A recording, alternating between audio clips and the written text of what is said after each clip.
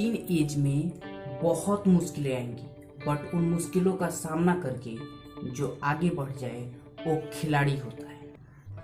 Hello friends, मैं आप सभी का स्वागत करता हूं आपके अपने channel focus on your self में। आज हम बात करेंगे टीन एज की ऐसी 6 बातें जिसकी कोई बात नहीं करता है, और इस बारे में मुझे जो एक्सपीरियंस है वो आपके साथ मैं शेयर करने जा रहा हूँ।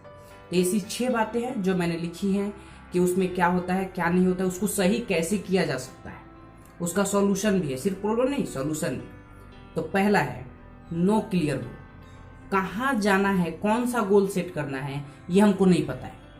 तो ये आपको तब तक पता नहीं चलता है जब तक कि आप कोई खास एज पे नहीं पहुंच जाते, जब तक 18 साल 19 साल 20 के आसपास नहीं पहुंच जाते हो, या उसके ज़्यादा बाद में, जब तक आपकी पढ़ाई कंप्लीट या कुछ करने नहीं लगते हो।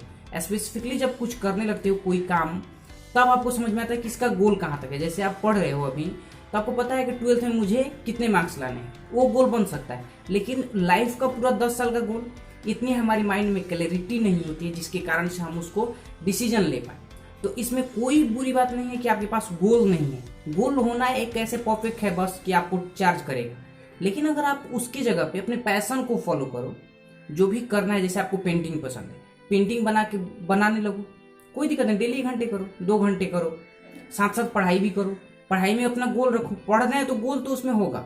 लेकिन अगर कुछ और करना है, उसमें गोल नहीं है, तो कोई दिक्कत नहीं है। बाद में का गोल क्लैरिटी नहीं है माइंड में, कोई दिक्कत नहीं है। इन्फॉर्मेशन लेते रहो और उसको करते रहो, प्रैक्टिस करते रहो।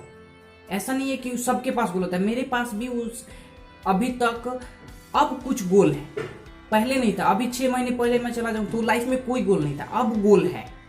तो धीरे धीरे समझोगे तब समझ में आता है। एकदम से आप चाहते हो कि कुछ बड़ा हो जाए, कुछ गोल बन जाए कि मैं 10 साल बाद अमीर बन जाऊंगा। बहुत सारे मोटिवेशनल स्पीकर हैं भी जो बोलते हैं ऐसा, जबकि ऐसा कुछ नहीं होता है। आपको अपना गोल कहाँ बनाना है, तभी आपकी एज है मास्टरी को गोल बनाओ, कि जो चीज आप कर रहे हो उसका मास्टर बनना है। कोई अगर पेंटिंग कर रहे हो तो पेंटिंग, अगर आपका पेंटिंग पैशनेट हुआ तो पेंटिंग में आपका गोल है। अगर मैथ्स पढ़ रहे हो, आपकी पढ़ाई है, तो उसमें हाईएस्ट लेवल क्या है, तो मास्टर बन जाना उसका। एक वीडियो मैंने बनाया भी है मास्टरी के ऊपर, कैसे अचीव किया जाता है, उसको देखो और अपने भीतर झांको और समझो कि मुझे क्या करना है। धीरे धीरे क्वेश्चन करते जाओगे, क्लैरिटी जैसे जैसे इन्फॉर्मेशन सही आएगा आपके माइंड में, वैसे वैसे क्लियर गोल आपके बनने लगेंगे। नहीं है कोई प्रॉब्लम नहीं है। पैशन को, इंटरेस्ट को, अपनी पढ़ाई को कंटिन्यू रखो, पढ़ते रहो, लिखते रहो, पैशन को फॉलो करते रहो। बाद में एक जगह आएगा जब उसके बारे में आप ज्यादा जानोगे। जैसे पेंटिंग है, अभी हमको लगता है पेंटिंग में कहाँ पैसा है, लेकिन जब जानोगे उसके बारे में तो बहुत ज्यादा आपको पैसा दिखेगा। तो उसको फॉलो करने लगना। अभी उतनी जरूरत नहीं है आपको, उतना ज्यादा प्रेशर मत डालो अपने पे कि गोल नहीं है। कोई दिक्कत नहीं, किसी के पास क्लियर गोल नहीं होता है। अब नेक्स्ट, मिस्टेक और क्रिटिसिज्म। कोई गलती हो जाती है, उसकी बदनामी के कारण से हम कोई काम आगे बढ़ाते ही नहीं, कोई एक्शंस लेते ही नहीं। हम ऐसे हो जाते हैं, स्टॉक हो जाते हैं एक पॉइंट पे, जबकि ऐसा होना नहीं चाहिए। क्या ऐसा मुझ में बहुत ज्यादा था। मैं कोई भी एक्शन ले ही नहीं पाता था, बिकॉज कि लोग क्या कहेंगे। डर लगता था बदनामी होने से। इस डर से बाहर आ जाओ जितना जल्दी हो सके, क्योंकि इससे कुछ होता नहीं है। प्रॉब्लम क्या है कि हम कुछ भी अगर करते हैं तो उसमें बड़े लोग कहते हैं कि ये गलत है, ये सही है, ये गलत है, सही है। क्या गलत है और क्या सही है? इस दुनिया में कुछ भी गलत और सही नहीं। किसी के लिए गलत है तो किसी के लिए सही है। तो इसलिए इस चीज से मत डरो। और कुछ गलती हो गई तो उससे आगे बढ़ने का रास्ता है कि खुद को भी माफ करो, लोगों को भी माफ कर दो। कि कुछ गलती हो गई, बच्चे थे यार, हो गई, बात खत्म। इसमें क्या प्रॉब्लम है? सब कोई एक जैसा थोड़ी होता है।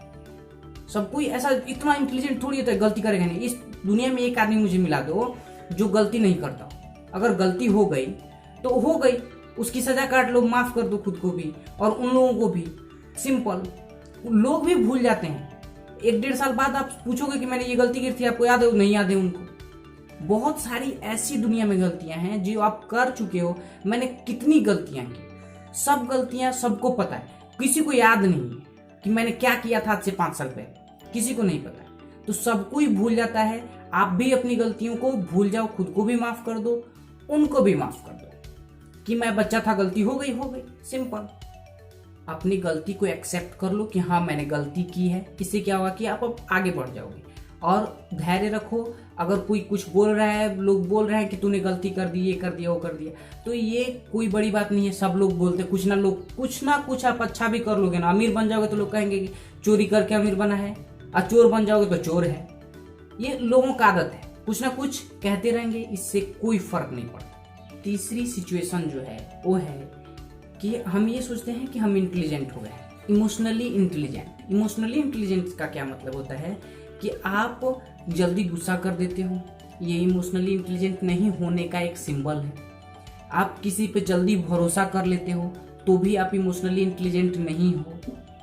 आप एक खुद को गिल्टी फील करने लगते हो तो भी आप इमोशनली इंटेलिजेंट नहीं हो। और उस एज में कोई भी इतना इमोशनली इंटेलिजेंट नहीं होता है। आपको बड़ा ही अच्छा लगता है, हो सकता है कि सबको बड़ा ही अच्छा लगता है, लेकिन अगर आपको खास करके ज़्यादा अच्छा लगता है तो ये एक समस्या है। आप कहोगे कि कैसे? क्योंकि लोग बड़ाई करके आपको चने के झाड़ पे चढ़ा देते हैं, बड़ाई करके आपसे कुछ भी करा देंगे, इसलिए बड़ाई से दूर रहो।